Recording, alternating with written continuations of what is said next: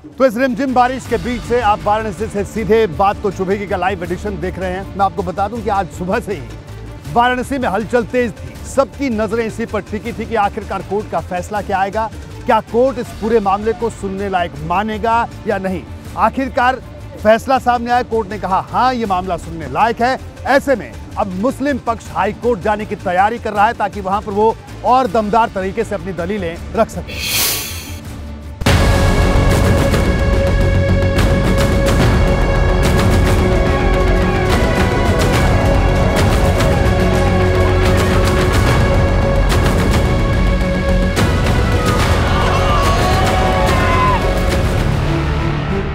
ज्ञानवापी मस्जिद परिसर के भीतर श्रृंगार गौरी की मूर्ति की पूजा की इजाजत मांगने वाली याचिका को वाराणसी के जिला जज ने सुनवाई के लिए मंजूर कर लिया।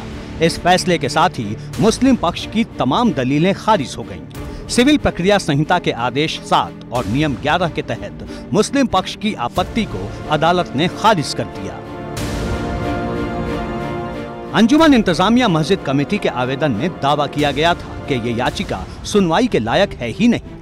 मुस्लिम पक्ष ने इसे लेकर सुप्रीम कोर्ट तक का दरवाजा खटखटाया था, जहां से मामले को वाराणसी जिला जज की कोर्ट में भेज दिया गया था और अब फैसला आ चुका है जिसमें साफ लिखा है कि इस याचिका पर सुनवाई की राह में कोई कानूनी अड़चन नहीं है।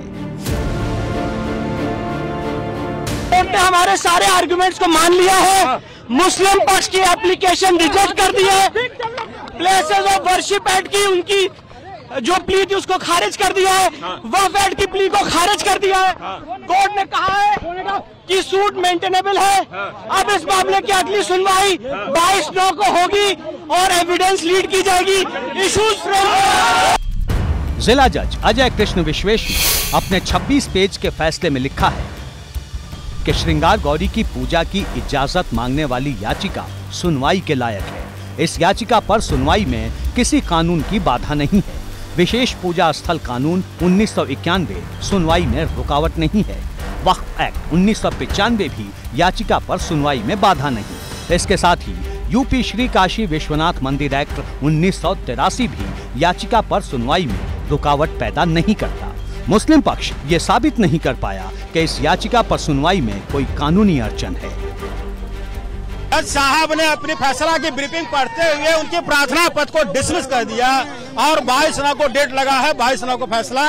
सारा एक्ट है, पैसे साहब वर्शिप एक्ट, वक्फ एक्ट, बाबा विश्वनाथ ट्रस्ट एक्ट, तमाम चीजों पर उन्होंने क्लियर किया है। फैसला 150 पेजों में है। थोड़ा सा जो ब्रीफ बनाया था उसको सुनाते हुए लास्ट में कहा कि इनका प्रार्थना पत्र 7/11 डिसमिस किया जाता है और अगली सुनवाई के लिए 22/9 डेट है।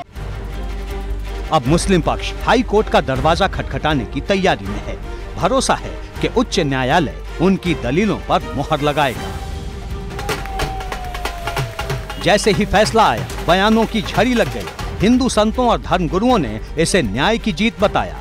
दावा किया कि इस मामले में आखिर में हिंदू पक्ष की जीत होगी। आप किसी मुकदमे की सुनवाई को कैसे रोक सकते हैं? मेरा कहना मुस्लिम समाज को समझना चाहिए।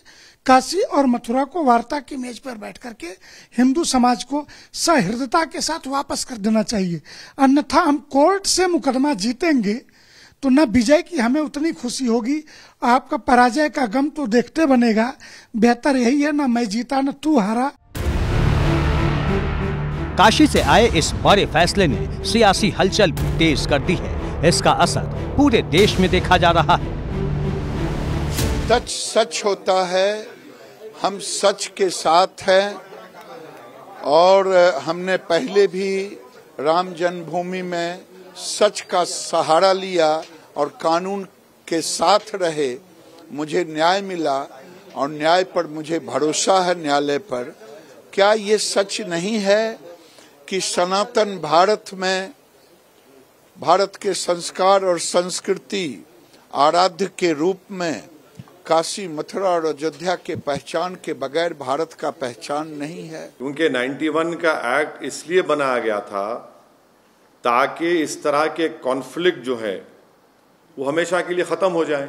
मगर आज के ऑर्डर के बाद ऐसा लगता है कि फिर अब ये लिटिगेशन शुरू हो जाएगा इन तमाम इश्यूज के ऊपर और हम दोबारा 80 और 90 के दहे में वापस जा रहे हैं। फिर यूपी में भी इस फैसले ने राजनीतिक हलचल तेज कर दी है। हर दल की अपनी अपनी राय है। भाजपा ने इस फैसले का स्वागत किया है। माननीय न्यायपालिका का जो भी फैसला है वो सबको मान्य है और हम सब माननीय न्यायपालिका का सम्मान करते हैं। माननीय न्यायालय ने तो सुनने का फैसला कर लिया है। अब जिसके पास कोई प्रमाण हो, कोई तथ्य हो, ले जाकर माननीय न्यायालय के सामने रखे। इसमें घबराने की क्या बात है। बाकी पूरा काशी, पूरा उत्तर प्रदेश, पूरा देश, हर भोले भक्त आज आनंद में है। हम सभी भारतीयों का जो है बहुत बड़ा विश्वास है कोर्ट में, और जो है मैं समझती हूँ कि कोर्ट जाने में और कोर्ट में अगर कह रहा है कि सुनवाई होनी चाहिए तो एक न्यायिक व्यवस्था के अंतर्गत कानून के दायरे में रह कर के मुसलमान पक्ष और हिंदू पक्ष दोनों अपनी बात जो है अच्छी तरीके से रख सकते हैं, और उस पर जो भी फैसला होगा हम सभी को मान्य होगा। अब इस मामले में सुनवाई की अगली तारीख 22 सितंबर तय है। वाराणसी से एबीपी गंगा के लिए नीतीश पांडे और मोहम्मद मोइन के साथ वीरेश पांडे की रिपोर्ट।